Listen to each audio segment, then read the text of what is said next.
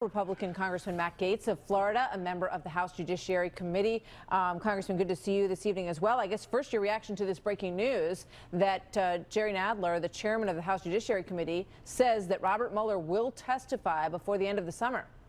House Republicans have a lot of questions for Robert Mueller, and if he comes before our committee, you can expect that we'll probe into how he assembled his team, why he included people as prosecutors who had previously represented the Clinton Foundation against Freedom of Information Act requests. I think we'll also ask why he didn't probe deeper into the bias of Peter Strzok. When Robert Mueller fired Peter Strzok from his team, he never asked him, what it meant to talk about an insurance policy or, okay, we'll stop him regarding the President of the United States. And so I think that there will be many members of the committee from the right and the left who have questions for Mr. Mueller. And I would only hope that if he's going to give testimony, let's do it in public. Let's not do the behind closed doors and then both sides come out. And, it's very frustrating to the American people when it looks like both sides have seen different things. It's not clear which way that is going to go at this point. And if you know in the control room, I know this is breaking as we're talking, so please let me know.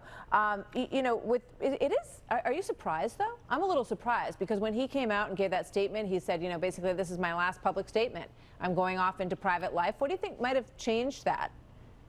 Look, it is obvious that the Mueller team was always very in tune to the media's perception and the public perception of their work. Matter of fact, media sources were cited over 130 times in the Mueller report, and it seems as though the last statement from Mr. Mueller came when he didn't believe that the public was maybe reacting to his report in the way that he would have liked. I don't think that there's any additional work or factual development beyond the four corners of the Mueller report, and I don't think that there's going to be a change in the legal analysis that the president was using Article 2 powers, which are very robust in our constitutional system, that he acted in public, and that there was no underlying Russian collusion criminal offense. All right, we're getting a little more information here, which, sort of makes it a little less clear if Robert Mueller has agreed, because Chairman Nadler is saying that he believes that it will happen by the end of the summer, but he added to that, we will subpoena him if necessary. It doesn't sound like Robert Mueller's agreed to anything to me.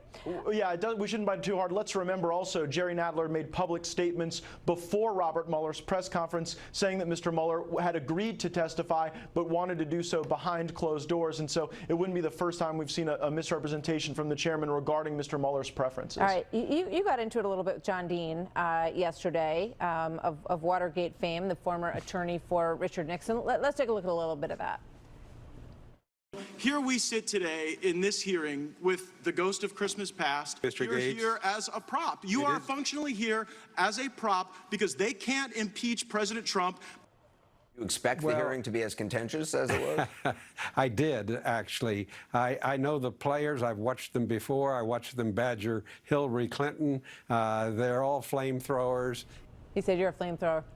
Well, I never had the chance to question Hillary Clinton, but I sure would like the opportunity. It is obvious that John Dean had nothing to offer regarding illuminating facts in the Mueller report. He was there merely to raise the specter of impeachment and the specter of Richard Nixon. And I just think that when you've got a sitting president of the United States calling the ghost of Christmas past up to talk about how bad the Nixon days work, they don't really derail what I think is the greatest political movement in American history. Let me ask you this, because Chairman Nadler has certainly upped the ante today with this lawsuit now for this to subpoena Bill Barr and Don McGahn. How serious is that, and what recourse do they have? Legally, how does that play out?